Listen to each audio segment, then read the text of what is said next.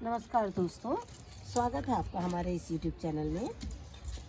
दोस्तों, ये हम जान रहे हैं कि आप हमारे वीडियोस लगातार देख रहे हैं, आप हमसे सवाल जवाब भी कर रहे हैं और हमें बहुत अच्छा लग रहा है कि आप हमसे कुछ पूछ रहे हैं और आप हमसे वो चीज़ पूछ रहे हैं जो शायद जब हम कुछ पेड़ पौधे लगाते हैं और भूल जाते हैं बातों बातों में आपको बताना। इसलिए आपका तहे दिल से शुक्रिया और फिर से एक बार हमारा आपको नमस्कार।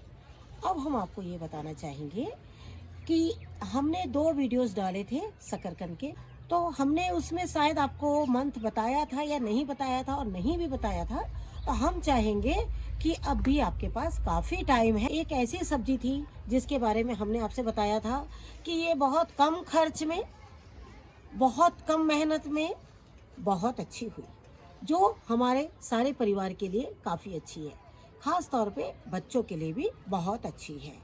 अभी देखिए जनवरी है, फरवरी है, ज़्यादातर आपने देखा होगा शकरकंद इन्हीं महीनों में निकलते हैं। जब हमें इस महीने में मिलते हैं, स्वाभाविक है कि इस महीने उसकी जो है हार्वेस्टिंग हुई है और ज़्यादातर इसी महीने हार्वेस्टिंग होती है, क्योंकि मैंने भी शकरकंद बहुत पहले नहीं लगाया था। मेरा ये फर्स्ट टाइम था शकरकंद लगाने का, और जब ये मैंने स्वीट पोटैटो को लगाया तब मुझे ये भी नहीं पता लग रहा था कि ये कब निकलेगा, लेकिन इसके पौधे ने मुझे खुद बता दिया कि अब मैं निकलना चाहता हूँ। जो उसकी जड़ें थी वो सूख रही थी और जो उसका पौधा है वापस ऊपर से आना शुरू हो गया था। ये जो है ये सूखी हुई डाली है, मान लीजिए आपके पास ये डाली बिल्कुल हरी है, तो मैंने क्या किया था, एक्चुअली इसे इस तरह से राउंड किया था। इस तरह से इसे मैंने राउंड किया था। ये देखिए इस तरह से, ये आप निकाल दीजिए अगर 2 डाल है तो इस तरह से। अब इस तरह से राउंड करके मैंने इसलिए लगा दिया था और क्योंकि मुझे इस पोर्शन को जो ऊपर रखना था, मुझे इस पोर्शन को ऐसे ऊपर रखना था। तो मैंने क्या किया, ये देखिए इस तरह से इसे लगाकर और ये डाल को मैंने इस तरह से ऊपर रखा था। ये देखिए इस तरह से, ये देखिए ये आपका सीधा हो गया। अगर मैं उतनी बड़ी डाल को लंबा लेती तो लंबा भी आप ले सकते हैं, लेकिन ज़्यादा बेहतर होगा आप इस तरह से लगा दें। उसकी ये जो जड़ी हैं, ये देखिए मैंने इस तरह से गोल लगाया था। ये देखिए ये मेरा जाग चुकी है, ये मेरी नर्सरी से। ये देखिए वो क्या होता है, पूरे पत्ते इस तरह से राउंड शेप में निकल जाएंगे, इसकी पूरी डाल जो है वो निकल जाएगी। ये देखिए आपने ये भी कहा था कि टहनी कहाँ से लाएं, तो हमने आपसे कहा था कि एक शकरकंद लाइए और उसे राइस हस्क और थोड़ा सा बालू हो गया और अच्छा कोई भी कंपोस्ट पीट जो भी होगा आपके पास में, उनका मिक्सचर बना के और थोड़ा पानी डाल के और उस शकरकंद को रख दीजिए और उसमें से डाल जो है वो निकल जाएगी। क्योंकि जो बालू होता है उसकी जो ठंडक रहती है उसमें, और जो राइस हस्क जो होता है वो क्या होता है, जैसा मौसम होता है उसके अकॉर्डिंग वो अपने आप को ढाल लेता है। तो ये देखिए हमने यहाँ पर शकरकंद से लगाए थे। ये देखिए इस तरह से इसमें भी ये देखिए डालें जो है वो थोड़ी थोड़ी आ चुकी हैं, बिल्कुल जो ये वाली जो आई हुई हैं, और अभी जो और भी काफ़ी जो है वो थोड़े दिनों बाद रुक कर आएगी, क्योंकि कम से कम इसमें 15 से 20 दिन लगेंगे। अब हम आपको ये बताना चाहेंगे, शकरकंद की नर्सरी लगाई जाती है। शकरकंद को जनवरी या फरवरी में इसकी हार्वेस्टिंग हो जाती है।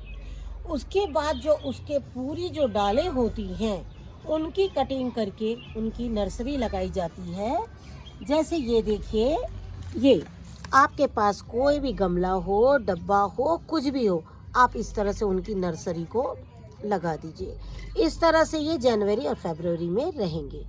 उसके बाद अप्रैल में आपको इसे जहाँ भी लगाना है कटिंग कर करके आप लगा सकते हैं।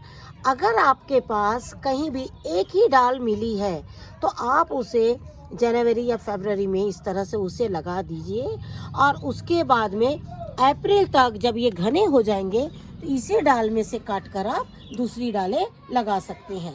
लगाने का, नर्सरी तैयार करने का मंथ है जनवरी फरवरी, और इनकी बुआई का टाइम होता है अप्रैल का मंथ। हमने क्या किया है, कुछ तो डायरेक्ट लगा दिए हैं इसमें, देखिए इसमें और इसमें मैंने डायरेक्ट लगा दिया है, और इसकी मैंने जो है वो नर्सरी तैयार कर रखी है।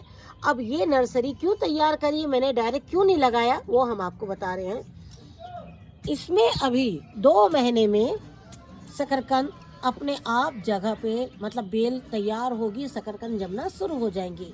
इसको मैं थोड़ा लेट लगाऊंगी और इसके शकरकंद थोड़े दिन बाद जमीन में बैठेंगे, ताकि मुझे एक के बाद एक दोनों फसल लेने का आनंद मिले। नहीं तो मैं इतने सारे अगर शकरकंद एक साथ निकाल लूँगी तो वो एक साथ सूखेंगे भी, क्योंकि मैं इतने सारे शकरकंद तो एक साथ स्टोर नहीं कर सकती हूँ। और यही कारण है कि मैं अपने शकरकंदों को आगे पीछे लगा रही हूँ। रहेगी बात खाद की, शायद जो हमने मिट्टी डाली वो ऐसे गीले गोबर जैसे लग रही है। हम आपको बता रहे हैं वो गीला गोबर कैसे और मिट्टी कैसे। हम कभी भी थोड़ा चिकनी मिट्टी लेते ही हैं इस तरह के पॉट में, और उसकी वजह सबसे बड़ी ये है कि मैं कहीं आना जाना करती हूँ तब वो पॉट गीले ज़मीन में रहे और मेरे पौधे ना सूखे। वो आपके ऊपर डिपेंड करता है कि आपको लेना है या नहीं लेना है। अदरवाइज़ इसमें जो है बलुई मिट्टी ही चलेगी, क्योंकि जो कंद जो होता है वो नीचे जाने के लिए उसको सॉफ्टनेस चाहिए, जिससे कि जो आपका कंद है बहुत अच्छे से चले जाए। जैसे हमने जो सबसे पहले वीडियो में बताया था, हम शकरकंदों को हाथ से निकाल रहे थे। हाथ से निकालने की वजह क्या थी, उस डिब्बे में मेरी चिकनी मिट्टी नहीं थी, क्योंकि मेरे पास मिट्टी ही नहीं थी। तो मैंने कुछ थोड़ी सी बलुई मिट्टी और थोड़ी सी गोबर के खाद में उसे लगा दिया था। तो अब हम आपको बता रहे हैं, आपको चिकनी मिट्टी ना डालना हो तो ना डालें, आप सबसे पहले बलुई मिट्टी डालें। बलुई मिट्टी डालने के बाद में आप वो चाहे कोकपीट हो चाहे राइस हस्क हो, दोनों में से जो भी चीज़ हो उसको आप गोबर में अच्छी तरह से गीला करके और मिला लीजिए। अगर आप उसके 1 हफ्ता भी बकेट में छोड़ सकते हैं तो गीला करके उसको छोड़ दीजिए, और उसके बाद में बलुई मिट्टी के ऊपर में आप राइस हस्क या उसको कोकपीट को और गोबर को अच्छे से कंटेनर में बिछा दीजिए। उसके बाद में आप थोड़ी सी और उसके ऊपर में हल्की सी बलुई मिट्टी डालें, क्योंकि कई बार डायरेक्ट खाद से भी कई चीज़ों को नुकसान हो जाता है, क्योंकि हमें इतना ज़्यादा आइडिया नहीं होता है। हम अपने एक कोशिश करते हैं कि हमारी चीज़ें बस अच्छी हो। तो आप क्या करिए, उसके ऊपर में थोड़ी सी बलुई मिट्टी डाल दीजिए, उसके ऊपर में अपने शकरकंद रख दीजिए। और हाँ, एक चीज़ मैं आपको बताना भूल गई, जब गोबर और राइस हस्क या कोकपीट डालेंगे उसमें हल्का बालू ज़रूर रख दीजिएगा उसके ठंडक के लिए। उसके बाद में आप उसको शकरकंद को रख दीजिए और उसके बाद में वापस आप मिट्टी को डाल दीजिए। मैंने ऐसे ही लगाया था, थोड़ा बालू का सहारा मैंने लिया था। हमारे होते हैं कंटेनर्स, इसमें कई बार हमारी ज़्यादा या कमी की वजह से मिट्टी कभी जम जाती है और हमें खोदने में भी डर लगता है। कि आपने देखा था मेरे पास थोड़ा था स्वीट पोटैटो, मैंने हाथ से ही निकाला था, क्योंकि मुझे बहुत डर लग रहा था कि अगर मैं किसी धारदार चीज़ से निकालूंगी तो कहीं वो उनमें चोट आ जाए और वो कहीं बीच से टूट ना जाए।